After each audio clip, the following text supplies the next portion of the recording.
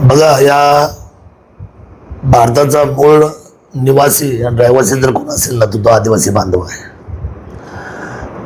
आणि महाराष्ट्राचं एकमेव राज्य की ज्यांनी 2 बजेट केली. विशेष बजेट जे आहे ते विशेष बजेट झालं ते ट्रायबलचं, जे कुठल्या राज्यात नाही. आणि ट्रायबलच्या बजेटमध्ये आदिवासी विभागाचा, आदिवासी जनतेचा, डोंगरदऱ्यामध्ये राहणाऱ्या माझ्या सर्व समाज बांधवांचा विकास व्हायला पाहिजे, अशा अनुषंगाने खरं तर हा ट्रायबलचं बजेट आलं. मी गेले अनेक वर्ष पाहतोय, कारण माझा 35% समाज आज माझ्या मतदारसंघामध्ये आदिवासी आहे.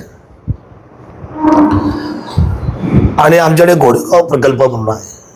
ज्या घोडेगाव प्रकल्पाच्या अनुबंधनाखाली, त्या शीर्षकाखाली जुन्नर, आंबेगाव, खेड आणि मावळ हे 4 तालुके तर ह्या घोडेगाव प्रकल्पामधून लीड करतात, विकास कामं होतात.